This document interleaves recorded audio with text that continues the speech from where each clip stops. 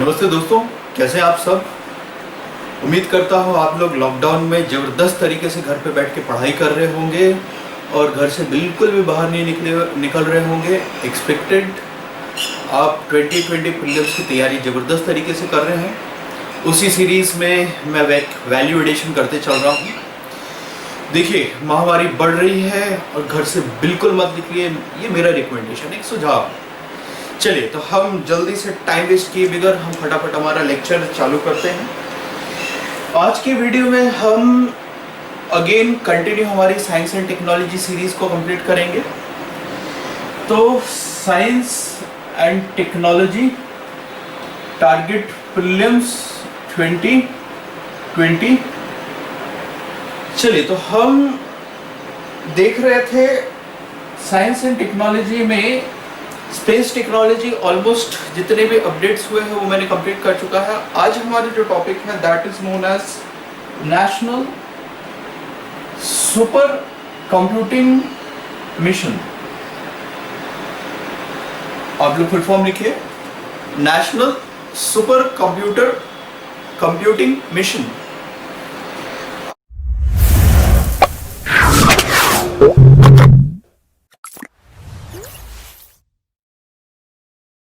अब हमें इस पूरे टॉपिक में क्या क्या देखना है, हमें 3 से 4 चीजें देखनी है। पहला चीज देखना है कि ये पूरी चीज डिबेट में क्यों है। कोई कारण होगा ना डिबेट में आए। फिर इसके बाद देखना है इस पूरी चीज का बेनिफिट। ये नेशनल सुपर कंप्यूटिंग मिशन का कोई ना कोई बेनिफिट होगा। फिर हमें देखना है टॉप 500 सुपर कंप्यूटर जो दुनिया में है, इंडिया में है, कौन कौन से सुपर कंप्यूटर, वो सारे का एक लिस्ट बना लेंगे। और आखिरी में हम देखेंगे इंडिया का सुपर कंप्यूटर। तो चलिए जल्दी से चालू करते, एक एक करके देखने चलते करते। ये पूरी चीज डिबेट में तब आई कि दी हिंदू में एक आर्टिकल पब्लिश हो। आर्टिकल में ये बोला गया, आर्टिकल जो पब्लिश हुआ हम उसका एक बेस का एक रेफरेंस पॉइंट लेके चलते हैं। आर्टिकल में एक चीज मेंशन किया गया कि 2015 के बाद आफ्टर 2015, रेफरेंस पॉइंट हमारा क्या है, आफ्टर 2015, 2015 के बाद दुर्भाग्य बोल लीजिए भारत का, इंडिया का सिर्फ और सिर्फ 3 सुपर कंप्यूटर वो टॉप 500 के लिस्ट में है। सिर्फ और सिर्फ 3। समझ पा रहे आप क्या बोला मैं? आप ऐसे समझिएगा तो और बेटर तरीके से समझ पाएंगे। देखिए, दुनिया में 500 सुपर कंप्यूटर है, उसमें से 228 चाइना के पास में सुपर कंप्यूटर है और भारत के पास में इस लिस्ट में सिर्फ और सिर्फ 3 ही सुपर कंप्यूटर, ये टॉप 500 के लिस्ट में। तो दुर्भाग्य बोल लीजिए हमारे देश का। और इसी सीरीज में भारत सरकार ने, गवर्नमेंट ऑफ इंडिया ने एक मिशन चालू किया that is known as the national super computing mission. जिस टॉपिक पे हम आज डिस्कस कर रहे हैं that is known as the national super computing mission. तो जल्दी से हम देख लेते हैं क्या गवर्नमेंट ऑफ इंडिया ने जो पहल की है national super computing mission. National super computing mission basically government of India का जो आइडिया है, आइडिया बड़ा क्लियर है। Idea to connect, although world wide अगर हम देखें तो सिर्फ और सिर्फ वो 500 के लिस्ट में हम 3 ही हैं, मगर नेशनल सुपर कंप्यूटिंग मिशन के थ्रू गवर्नमेंट ऑफ इंडिया ये क्या कर रहा है कि idea to connect to the super computer and with the cost of budgetary that is around 4,500 crore. इतना स्पेंड कर रहा है भारत सरकार इस नेशनल सुपर कंप्यूटिंग मिशन पे। Idea is very clear to connect. अब कनेक्ट एक फ्लो चार्ट बना लीजिए, आपका पूरे कॉन्सेप्ट क्लियर हो जाएंगे, प्रीलिम्स की सारी चीजें क्लियर हो जाएंगे। जो आज का लेक्चर वो कंप्लीटली ओरिएंटेड प्रीलिम्स है, मैं मेंस की यहाँ पे कोई भी बात नहीं कर रहा। देखिए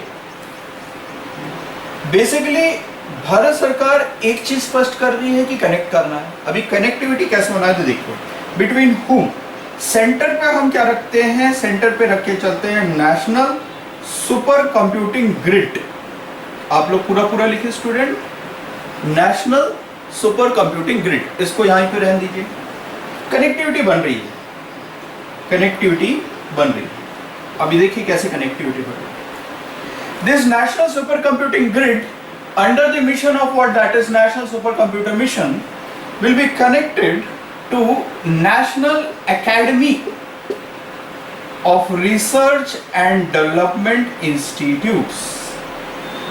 तो पहला कनेक्टिविटी किससे बन रही है ग्रिड के through, that is national academy of research and development institute, उसके साथ में कनेक्ट होगा। जहां भी शोध हो रहा है, रिसर्च हो रहे हैं, उसके साथ में कनेक्टेड है।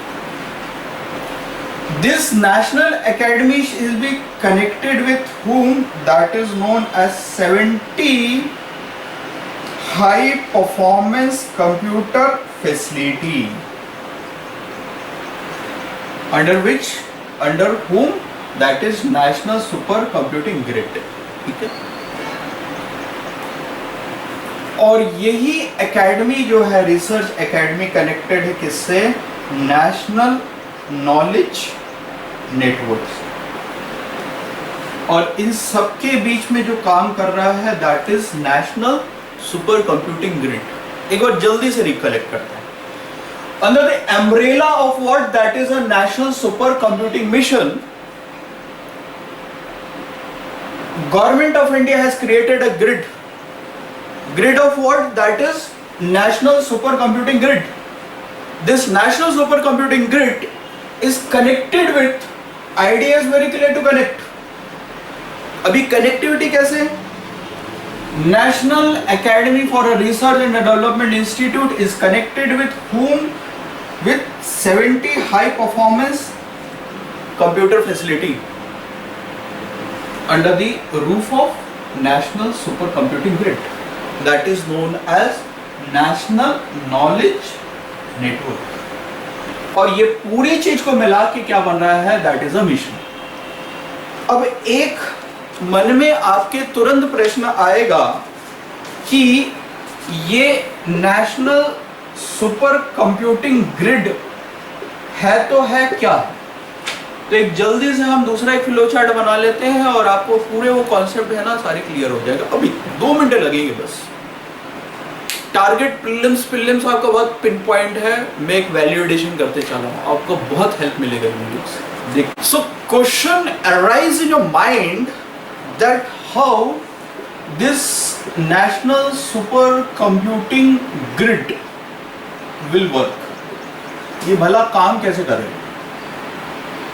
तो एक कॉन्सेप्ट आपका क्लियर हो जाएगा। देखिए मैं बिल्कुल सिंपल तरीके से बोल रहा हूँ, कोई इसमें टेक्निकलिटी में मैं जाके नहीं बात कर रहा हूँ, जो आपके प्रीलिम्स 2020 के लिए काम आएगा। देखिए आइडिया इज वेरी क्लियर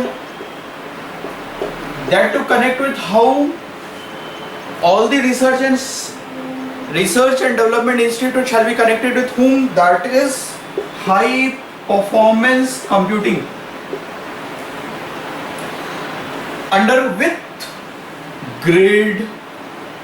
ठीक है, अब जितने भी हमारे यहाँ पे सुपर कंप्यूटर्स हैं, हमारे देश के ज्योग्राफी के अंदर जितने भी सुपर कंप्यूटर्स हैं, उदाहरण के लिए आप ऐसे पकड़ लीजिए, पूना में एक सुपर कंप्यूटर है, ठीक, बेंगलुरु में एक सुपर कंप्यूटर है, मैं इसको 1 ले लेता हूं, इसको 2 ले लेता हूं। उदाहरण के लिए IIT वाराणसी में एक सुपर कंप्यूटर है, ठीक है। इनसे कलेक्ट क्या हो रहा है, इनसे इनपुट डेटा को कलेक्ट किया जा रहा है, इनपुट डेटा कलेक्ट, ठीक है। इनपुट इसके बीचों बीच है, that is known as national super computing grid. ये इनपुट डेटा जैसे ही कलेक्ट हुआ, कहां से, पूना से, बेंगलुरु से, और कहां से, आपका आईआईटी वाराणसी से। इसे बोलते हैं high computing, high performance computing. और ये कनेक्ट हुआ कहां पे, ग्रिड में। और ग्रिड में फाइनली क्या हुआ, आउटपुट के रूप में बाहर आया चीज, आउटपुट के रूप में बाहर।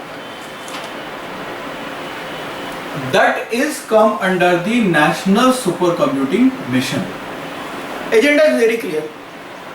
अब तुरंत आपके दिमाग में फिर स्ट्राइक होगा कि ये पूरी चीज जो है इंप्लीमेंट कौन करेगा।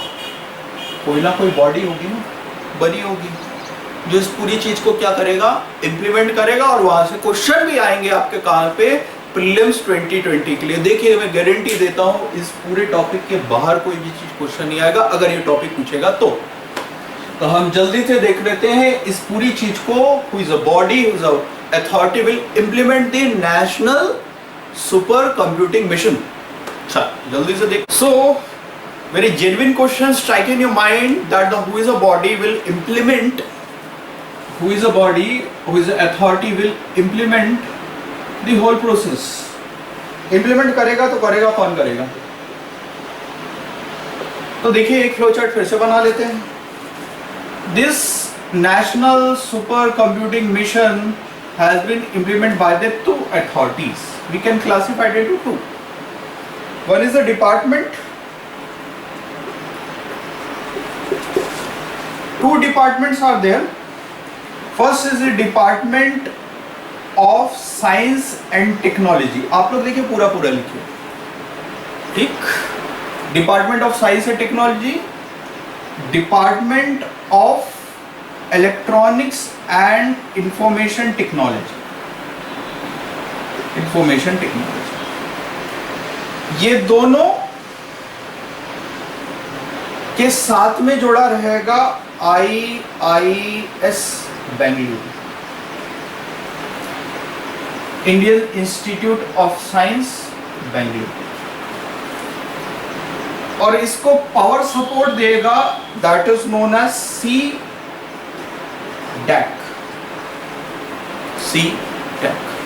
तो आपको इतनी चीज क्लियर हो गई। मेरे को कमेंट में CDAC का फुल फॉर्म लिख के बताइए क्या है ये CDAC। तो अब आपके दिमाग में एक चीज जल्दी से स्ट्राइक होगा कि इस पूरी चीज से हमें भला बेनिफिट क्या मिलेगा। और ये हमारा दूसरा टॉपिक है। रिकलेक्ट कीजिए एक बार, debate, benefit, top 50 computer, 500 computer और इंडिया में कंप्यूटर, बस इतने तो टॉपिक था। तो हम जल्दी से देख लेते क्या, बेनिफिट। ठीक है, जानने की कोशिश करेंगे। Benefit is very crystal clear. 3-4 चीजें हैं और इसी के बीच में मैं आपको टेक्नोलॉजी भी समझा दूंगा। आम कंप्यूटर और सुपर कंप्यूटर के बीच में फर्क है। ठीक है, देखिए पहला बेनिफिट, ये इंप्रूव करेगा। ये क्या कर रहा है, इंप्रूव कर रहा है। That is known as 2Q। First Q stand for quality, second Q stand for quantity, quality as well as quantity in what, R&D, research and development। ठीक है। दूसरा, हमारे देश में बहुत सारी चुनौतियां हैं, चैलेंजेस हैं।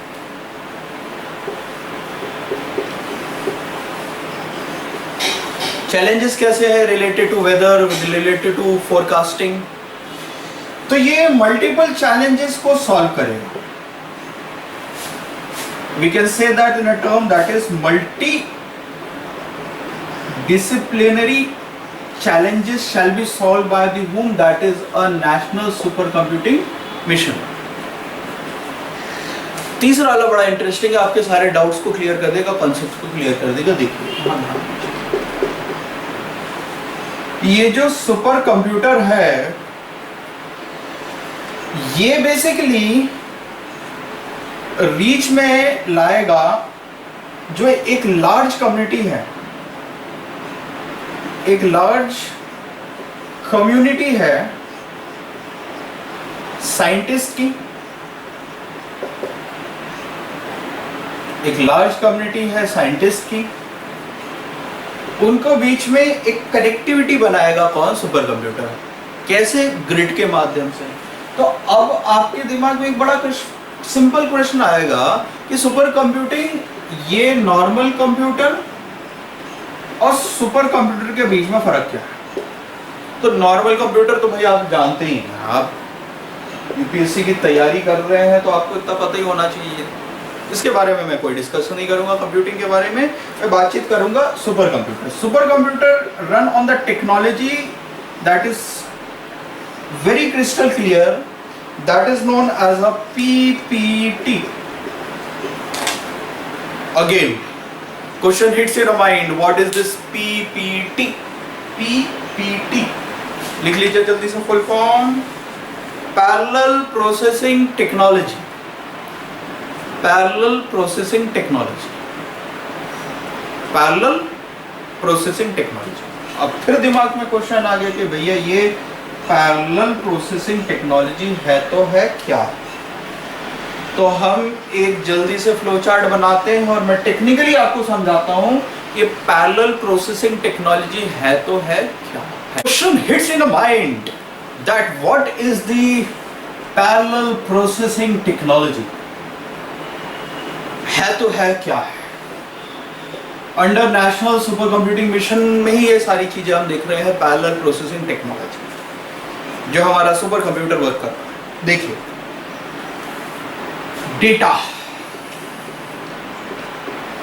That is a strategical asset of A present.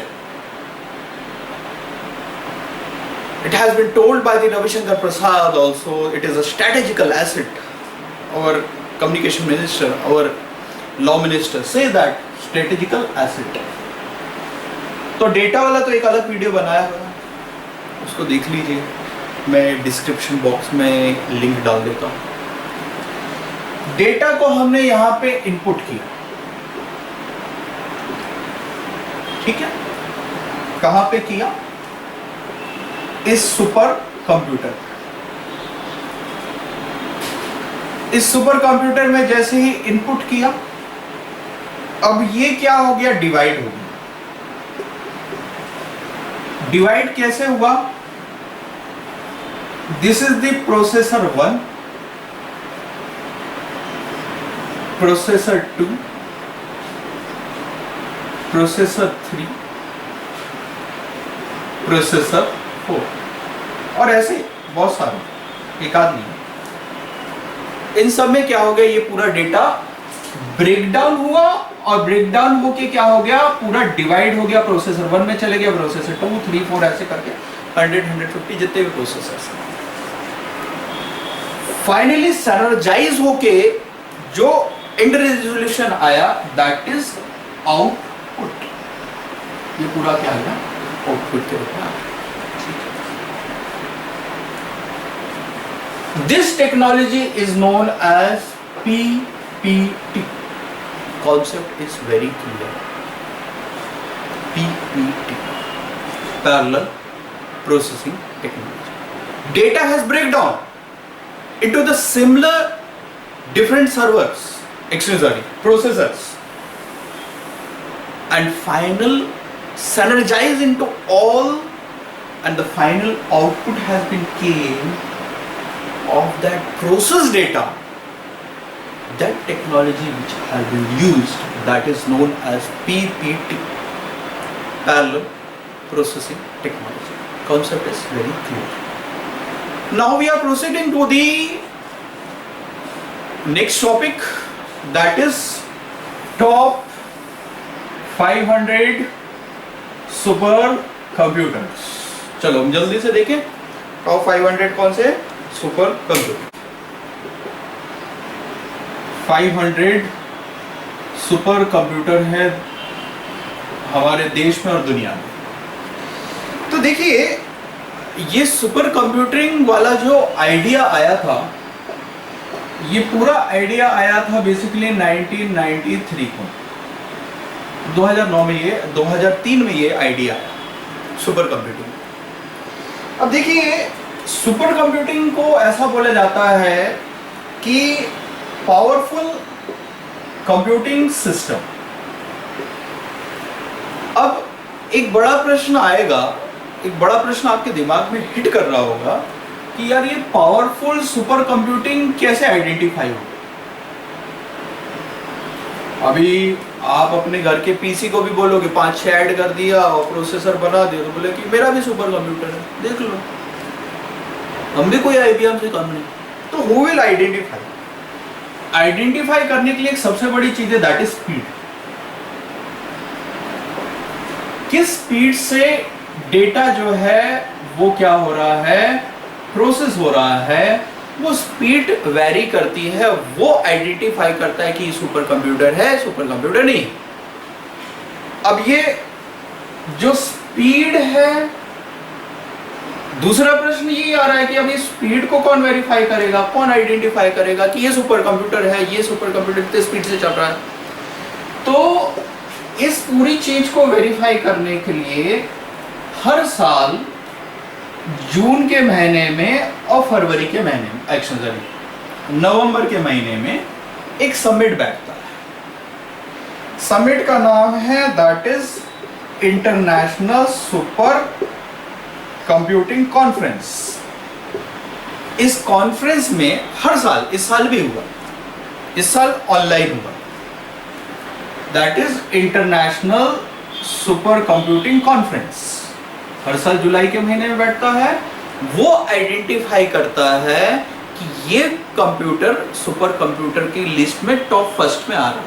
जो मैंने आपको बताया 500 कैसे आइडेंटिफाई करेंगे ये फर्स्ट है, सेकंड है, जैसे इंडिया का रैंक 53 है, 54 है, तो कैसे आइडेंटिफाई होगा? तो वो आइडेंटिफाई करता है institute, that is international super computing conference के माध्यम से आइडेंटिफाई होता है। और दूसरा वो है नवंबर में, that is known as IEEE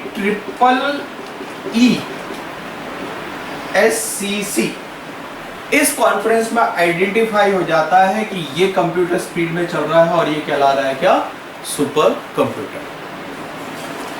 अब प्रश्न आता है एक बहुत ही बड़ा सिंपल क्वेश्चन कि नवंबर के हिसाब से, नवंबर का मेरे पास में डेटा है, नवंबर के हिसाब से 2019 में जो आइडेंटिफाई हुआ था फर्स्ट, इंडिया का जो first super computer, that is IBM summit.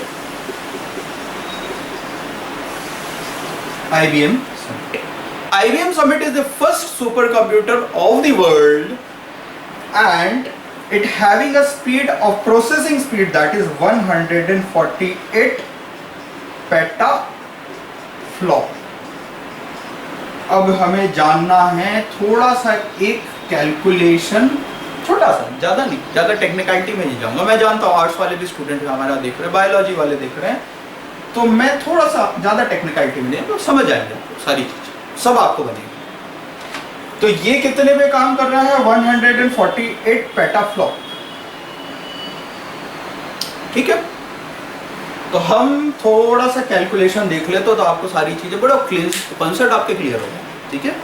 अच्छा, और ये कैसा है, टॉप फर्स्ट है, 500 में से फर्स्ट है। चलो तो जल्दी से हम आपके कॉन्सेप्ट को क्लियर करते हैं कि ऐसे क्या काम कर रहा है, देखते हैं। चलो, सो स्टूडेंट, एक प्रश्न आपके मन में स्ट्राइक करा होगा कि मैंने जो आपको IBM समिट बताया, दैट इज 148 पेटाफ्लॉप। अब ये है एक्चुअल में कैलकुलेशन क्या है, थोड़ा सा हम इसके बीच में टेक्निकलिटीज के साथ में देखने की कोशिश करेंगे। देखिए, 1 फ्लैप, फ्लिप लिख सकते हैं, इक्वल टू 1 बिट पर सेकेंड, ठीक है। अब इसको ऐसे हम ले लेते हैं, 1 ऑपरेशनल टेक 1 सेकेंड।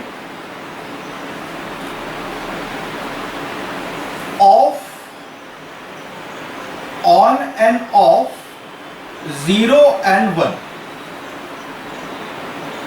छोटा सा एक सर्किट बना दीजिए और घबराइए मत। जो नॉन टेक्निकल स्टूडेंट है, जो साइंस से कोई बैकग्राउंड नहीं रखते, वो घबराइए मत। एक छोटा सा हम सर्किट बना रहे हैं। ये तो बनाया होगा भाई आप लोगों ने 11th-12th में।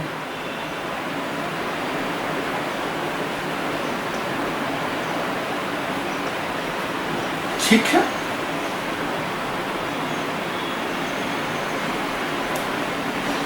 This is all. अब देखिए, ऑन कंडीशन में it will take 1 operational, off में इट इज 0। सिंपल तरीके से ऐसे समझिए आप, इन 1 बिट जैसे ही ऑन हुआ प्रोसेसर, एक ऑपरेशन लिया, 1 बिट 1 सेकंड में ले लिया। ठीक है, अब देखिए इससे थोड़ा सा एडवांस 1 मेगा फ्लॉप। ठीक है, equal to 10 to the power 6 operation per second. इसका मतलब ये होता है कि 1 मिलियन ऑपरेशन कर रहा है 1 सेकेंड में। ठीक, फिर उससे और एडवांस है, that is 1 giga flop equal to 10 to the power 6 extension 10 to the power 9 operation per second. जिसका मतलब होता है कि 1 बिलियन ऑपरेशन पर सेकेंड में हो रहा है। ठीक है, 1 बिलियन ऑपरेशन हो रहा है पर सेकेंड। और advance 1 terabyte data, 10 to the power 12 operation per second. इसका मतलब होता है 1 ट्रिलियन का डेटा ऑपरेशनल पर सेकेंड करना। अब सोचिए 1 ट्रिलियन। फिर आता है 1 peta equal to 10 to the power 15 operational per second. Means इसका मतलब ये है 10,000 ट्रिलियन ऑपरेशनल पर सेकेंड। और हमारा नहीं, यूएस का IBM समिट वो क्या कर रहा है, 148 इंटू 10 to the power 15 निकालो भाई, जितना जो आता है ऑपरेशनल पर सेकेंड। ये पूरा IBM समिट USA में बेस्ड है। तो ये तो गया पहला। तो होपफुली ये कैलकुलेशन आपको समझ आया, नहीं समझ आया आगे बढ़िए। ठीक है, नीचे कॉन्टैक्ट नंबर दिया हुआ है, कॉल कर लीजिए, फोन करके पूछ लीजिए, कुछ दिक्कत जाती है तो मैं, या स्क्रीनशॉट आप मेरे को भेजिए। ठीक है, चलिए आगे बढ़ते हैं हम। पहला सुपर कंप्यूटर तो आपको पता चल गया जो 500 के लिस्ट में है, वो है IBM समिट। ठीक, कैसे आइडेंटिफाई होता है, स्पीड से। मैंने आपको अभी पूरा कॉन्सेप्ट क्लियर कर दिया। और IBM समिट कितना स्पीड दे रहा है, दैट इज 148 पेटा। तो अब दूसरे पोजीशन में कौन सा है, दुर्भाग्य है China.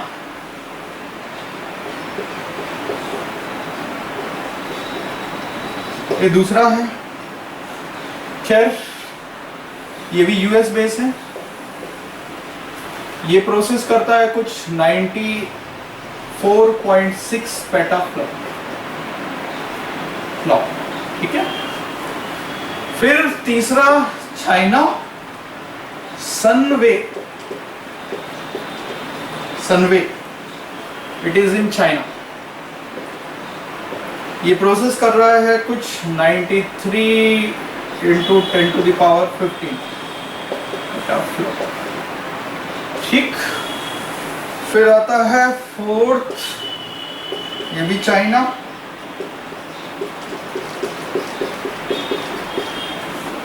5th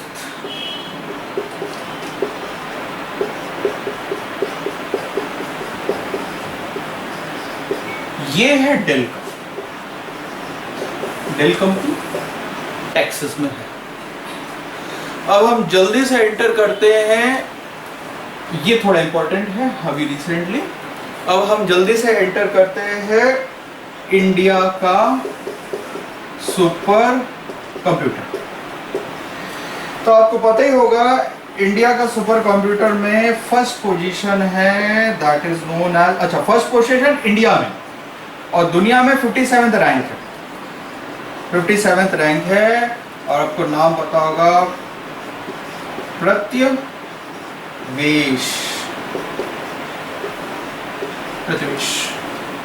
Pratyush is the top first computer, supercomputer in India, and worldwide it has been ranked, that is 57th rank. 50,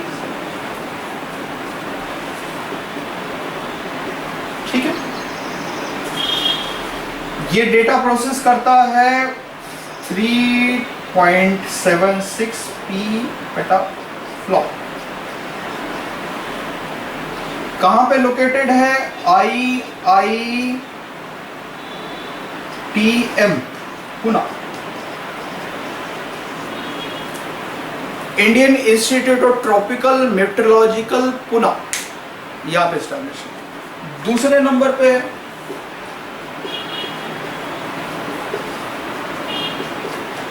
Mihir, ये स्टैब्लिश कहां है?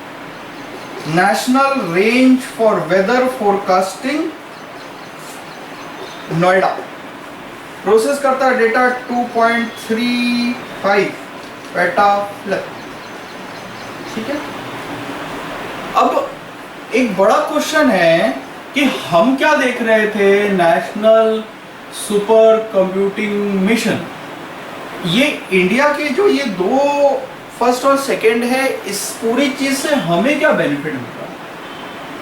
कोई ना कोई बेनिफिट होना चाहिए ना, तो पढ़ रहे हैं, कोई ना कोई बेनिफिट मिलेगा। तो हम जल्दी से देखने की कोशिश करते हैं इस पूरी चीज से बेनिफिट क्या है। तो इसके से फर्स्ट और सेकंड जो हमारे यहाँ पे इंडिया में है सुपर कंप्यूटर, उससे बेनिफिट क्या है? नेशनल सुपर कंप्यूटिंग मिशन से और ये सुपर कंप्यूटर से एक बड़ा मेजर क्वेश्चन है कि इस पूरी चीज से हमें क्या बेनिफिट मिलेगा। तो हमें तो कोई ना कोई बेनिफिट मिलना चाहिए ना। और आपको बता दिया मैंने इंडिया में कौन कौन से सुपर कंप्यूटर है, फर्स्ट और सेकंड रैंक का सुपर कंप्यूटर। देखिए, आप ऐसे समझने की कोशिश कीजिए, this is the geography of India. As you know that India की जो इकोनॉमी है पूरी agriculture based economy, 70% contribution GDP में वो पूरा एग्रीकल्चर से इकोनॉमी से आता है, क्योंकि एग्रीगेरियन इकोनॉमी है। प्लस अगर हम और देखें ग्रॉस वैल्यू एडेड प्रोडक्ट को देखें तो ये कुछ 20% कंट्रीब्यूशन सिर्फ और सिर्फ एग्रीकल्चर सेक्टर से आता है। और इस पूरे एरिया, इस पूरी एग्रीकल्चर के लिए एक चीज बहुत इंपॉर्टेंट है, दैट इज मॉनसून, जो अभी वीक है, कमजोर है। जब इंडिया जैसा इकोनॉमी जहां पे एग्रीकल्चर का इंपॉर्टेंस बहुत अधिक है, और आप यहां पे सोचिए, आप गवर्नमेंट ऑफ इंडिया में जब काम करने जाते हैं, और यहां पे हम रख लेते हैं रिजर्व बैंक ऑफ इंडिया, यहां पे हम रख लेते हैं national institute of transformation India, NITI Aayog जो पॉलिसी मेकिंग करती है, एक थिंक टैंक। आप सोचिए, क्या इंडिया को ऐसा सुपर कंप्यूटर की आवश्यकता नहीं है जो एडवांस में वेदर फोरकास्टिंग करे, जिससे गवर्नमेंट ऑफ इंडिया को सुविधा हो जाए एसेस करने के लिए कि इस बार डैमेज हो सकता है, इस बार डैमेज नहीं हो सकता है, इस बार वेदर अच्छा हो सकता है, इस बार नहीं हो सकता, क्योंकि एग्रीकल्चर बेस्ड इकोनॉमी में ही टेक्नोलॉजी का बहुत बड़ा खेल है। और इनफैक्ट आपके मेंस के सिलेबस में लिखा हुआ एग्रीकल्चर प्लस टेक्नोलॉजी, जो क्योंकि मैं जब पढ़ाऊंगा तो पहले आपको इकोनॉमी पढ़ाऊंगा, फिर उसके बाद में साइंस एंड टेक्नोलॉजी बिल्कुल चालू हो जाएगा, स्टैंडर्डाइज के ऊपर मेंस का टॉपिक है। तो आप सोचने की कोशिश कीजिए कि यहाँ पर टेक्नोलॉजी का बड़ा खेल है और वहाँ पे एक चीज है, that is super computer. Super computer के माध्यम से गवर्नमेंट एसेस कर सकती है अगर वीक फोरकास्टिंग, अगर फोरकास्टिंग ही हो 6 महीने 4 महीने पहले डिटेल्स आ गए भारत सरकार के पास, कहते इस बार कमजोर होने वाला मानसून, तो बफर स्टॉक जो है वो कल बना सकते हैं, और जिस साल मानसून अच्छा रहा तो और डबल स्टॉक कर सकते हैं। तो अब एक बड़ा फोरकास्टिंग करता है सुपर कंप्यूटिंग के माध्यम से, दैट इज फोरकास्ट। और फोरकास्ट किस किस का? सबसे पहला तो है दैट इज मॉनसून। दूसरा बड़ा चीज एयर क्वालिटी। तीसरी बड़ी चीज that is extreme events. Extreme events, अभी एक्सट्रीम इवेंट्स का लिस्ट बना लीजिए जल्दी से। First tsunami, second earthquake, third flood, drought, thunder light storm. ठीक है, तो इस पूरी चीज से बेनिफिट क्या हो रहा है? फोरकास्टिंग हो रहा है। और जो भारत सरकार को, रिजर्व बैंक को, नीति आयोग को पॉलिसी मेकिंग के लिए एक एडवांस में एसेस कर सकता है भारत सरकार कि यार ये मॉनसून वीक होगा तो हमारी इकॉनमी कितनी हिट हो जाएगी। जिस इकॉनमी में हजारों लोग किसान हैं, उस इकॉनमी में बहुत जरूरी है ये। इसलिए हमारे जितने भी सुपर कंप्यूटर है वो पूरा वेदर फोरकास्टिंग ही करते हैं। तो आपको इतनी चीज समझ आ गई। अब थोड़ा सा ग्रॉस वैल्यू एडिशन भी कर लेते हैं। वैल्यू एडेड इंफॉर्मेशन लिखते हैं। India is the one of the fourth country which having a high powered weather forecasting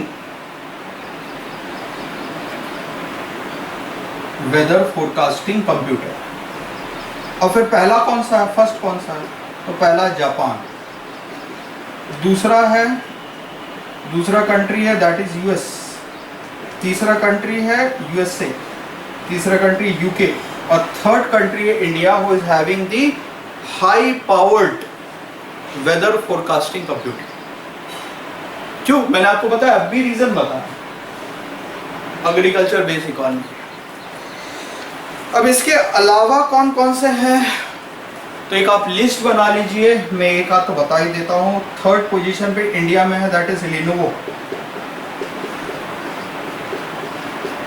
और फोर्थ भी देख लीजिएगा और फिफ्थ भी देख लीजिएगा। ठीक है, परम सीरीज में फिफ्थ में आता है।